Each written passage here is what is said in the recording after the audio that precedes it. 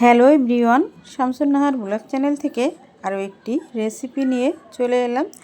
Please সবাই একটা like দিয়ে আজকের রেসিপিটা দেখতে শুরু করো, আর দেখতে দেখতে ভালো লাগলে আমার চ্যানেলটিকে সাবস্ক্রাইব করে আমার চ্যানেলের পাশেই থেকে যেও।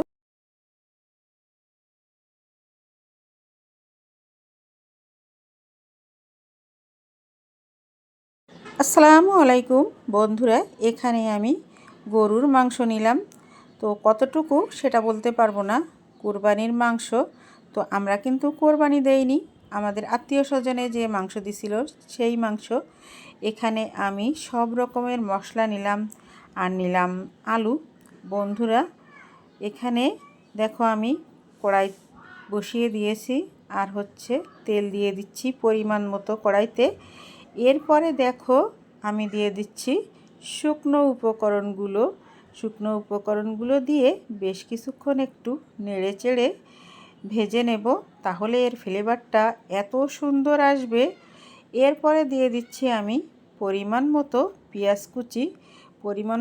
পেঁয়াজ কুচিগুলো দিয়ে তারপরে খুব সুন্দর একটা কালার আসা পর্যন্ত আমি ভেজে নেব, আর নেড়ে চেড়ে ভেজে নিতে হবে। তো সঙ্গে থাকো, একটা লাইক দিয়ে দেখতে থাকো, কেউ স্কিপ করো না।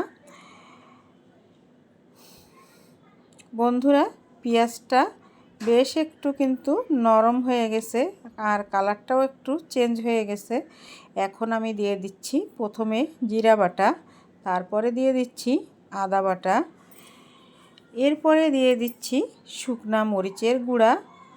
তো দেখো আমি পরিমাণে কতটুকু দিলাম, আমরা কিন্তু একটু ঝাল ঝাল মাংস খেতে পছন্দ করি। এরপর দিয়ে দিচ্ছি পানি না দিলে কিন্তু মশলাটা পুড়ে যাবে, যেহেতু শুকনা মরিচের গুঁড়াটা আছে। শুকনা কোনো গুঁড়া মশলা দিয়ে রান্না করতে গেলে আগে থেকে কিন্তু একটু পানি দিয়ে নিতে হয়, তা না হলে মশলাটা পুড়ে যেয়ে কিন্তু অন্যরকম একটা বাজে গন্ধ বের হবে। এখন পানিটা দিয়ে একটু নেড়ে চেড়ে নিলাম, এরপরে বাকি যে মশলা আছে সেগুলো দেব। এখন দিয়ে দিচ্ছি রসুন বাটা। তো দেখো আমি পরিমাণে কিন্তু অনেকটাই রসুন বাটা দিলাম। তো গরুর মাংসে যত তোমরা রসুন বাটা বেশি করে দিলে তার স্বাদ যে কী অসাধারণ হয়। আর এখন দিয়ে দিচ্ছি বাটা মরিচ, শুকনা মরিচ থেকে বিচি ফেলে দিয়ে তারপরে আমি বেটে নিছি, সেই মরিচটুকু দিয়ে দিলাম। এতে জাস্ট কালারটা অসাধারণ আসবে। যেমন কাশ্মীরি লঙ্কা দিলে কালারটা অনেক সুন্দর আসে, সেই রকম শুকনো মরিচ থেকে বিচি ছাড়িয়ে যদি বেটে দাও তাহলে সেই রকম সুন্দর একটা কালার চলে আসে। তো এখন আমি মশলাটাকে সুন্দর করে কষিয়ে নেব। বন্ধুরা, আমি অফ ক্যামেরাতে মশলাটাকে সুন্দর করে কষিয়ে নিয়ে তারপরে এখানে আমি মাংস দিয়ে দিচ্ছি। আমি যদি মশলা কষানো তোমাদের সাথে শেয়ার করতে যাই, আর মাংস আমি যতক্ষণ কষাবো ততক্ষণ যদি তোমাদের সাথে শেয়ার করতে যাই, তাহলে কিন্তু ভিডিওটা অনেক বড় হয়ে যাবে, আর তোমরা দেখতে তোমাদের কি আমারই হয়তো ভালো লাগবে না। তাই আমি অফ ক্যামেরাতে মশলা কষালাম, মাংসও কষিয়ে নেব অফ ক্যামেরাতে। তো এখন আমি মাংসটা দিয়ে একটু নেড়ে চেড়ে তোমাদের সাথে দেখিয়ে দিচ্ছি, আর কিছুক্ষণ নেড়ে নিয়ে মশলার সঙ্গে মিশে গেলে তারপরে ঢাকা দিয়ে দেব। ঢাকা দিয়ে আমি অফ ক্যামেরাতে বারে বারে নেড়ে নেড়ে মাংসটাকে কষিয়ে নিতে হবে। তো দেখো আমি একটু নেড়ে তারপরে এখন কিন্তু ঢাকা দিয়ে দিব। বন্ধুরা, ঢাকা দিয়ে দেখো মাংস থেকে কিন্তু অনেকটা ঝোল বেরিয়ে আসছে, এরকম আরও কিন্তু মাংস থেকে পানি বেরিয়ে আসবে। এটা যেহেতু ফ্রিজে রাখা মাংস, তো এইটা থেকে কিন্তু আরও বেশি পানি বের হবে। এই পানিটা আমি কষাতে কষাতে একেবারে শুকিয়ে ফেলবো, একদমই মাংসের গায়ে কোনো পানি থাকবে না কষাতে কষাতে। বন্ধুরা, এই পর্যায়ে আমি এখন দিয়ে দিচ্ছি হলুদ। আর তোমাদের সাথে একটা কথা শেয়ার করা হয়নি, মাংসে কিন্তু আমি আগে থেকে বেশ একটু লবণ মেখে রাখছিলাম, যার কারণে এখনও কিন্তু আমি লবণ দেব না। পরে আমি রান্নাটা যখন প্রায় কমপ্লিট হয়ে যাবে তখন কিন্তু একটু চেখে দেখে যদি প্রয়োজন হয় তাহলেই আমি লবণ দিব, তা না হলেও কিন্তু আর দেওয়ার কোনো প্রয়োজন নেই।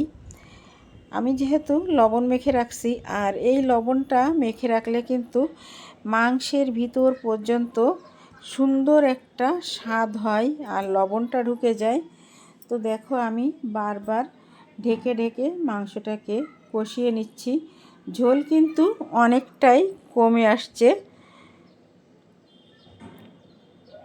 এবারে এভাবে মাঝে মাঝে ঢেকে দেব, আর অফ ক্যামেরাতে কিন্তু আমি কষিয়ে নেব। তো কষাতে কিন্তু অনেকটা সময় লাগে, সময়ের ব্যাপার মাংস রান্নার সময়।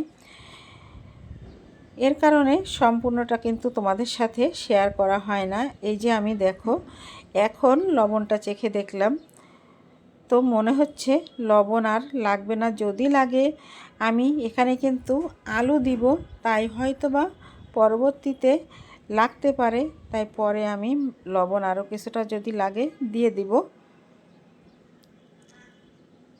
এখন দেখো আমি দিয়ে দিলাম গোলমরিচ বাটা। আর গোলমরিচ বাটা দিলে মাংসে কিন্তু আরও একটু ঝাল বেড়ে যায়, স্বাদ বেড়ে যায়। গোলমরিচ বাটা যে কোনো কিছু কিছু তরকারি আছে যাতে এই গোলমরিচ বাটাটা দিলে স্বাদটা অনেক সুন্দর হয়। গোলমরিচ বাটা দিয়ে আমি আবারও কিন্তু নেড়ে নেড়ে মিশিয়ে দিচ্ছি। বন্ধুরা দেখো এই যে ঝোলটা আছে, এই ঝোলটা কিন্তু আমি একেবারে শুকিয়ে নেব। তো আবারও আমি কিন্তু ঢাকা দিয়ে দিলাম, আর বেশ কিছুক্ষণ পর এসে ঢাকনাটা তুলে নিলাম। দেখতে পাচ্ছ আজকের এই মাংস থেকে একেবারে তেল ফুটে বের হয়েছে, আর কালারটা জাস্ট অসাধারণ লাগছে। তোমরা ইচ্ছা করলে কিন্তু এভাবেও মাংসটা খেতে পারো। তো আমি কিন্তু এভাবে মাংসটা খাবো না, আমি এখানে আলু যোগ করব, আলু দিয়ে রান্না করব। আমরা ঘরে ফ্যামিলিতে 3 জন মানুষ, তো তাহলে কি হবে 3 জনের ভিতরে 2 জনই কিন্তু খুব বেশি আলু পছন্দ করে, বিশেষ করে মাংসের ভিতরের আলু। তাই আমার ইচ্ছা না থাকলেও কিন্তু আলুটা দেওয়া লাগে প্রতিদিনই। আর আমি বলি আলু দেব না, তারা বলে যে আলু দিতে হবে। আলুগুলো দিয়ে নেড়েচেড়ে মিশিয়ে নিয়ে আবারও আমি দেখো ঢাকা দিয়ে দিলাম। এরপর আবারও কিন্তু ঢাকনাটা তুলে নিয়ে তারপর আমি আবারও কিন্তু উপর নিচ করে নেড়ে দেব। এখন কিন্তু বারবার মাংসটা নাড়তে হবে, তা না হলে একভাবে ঢাকা দিয়ে রেখে দিলে কিন্তু মাংসের তলানিতে লেগে যাবে। গেলে কিন্তু আর ভালো লাগবে না, মাংসের স্বাদটা ঘ্রাণটা কিছুই ভালো থাকবে না। তাই অফ ক্যামেরাতে কিন্তু বারবার আমি নেড়ে দিচ্ছিলাম।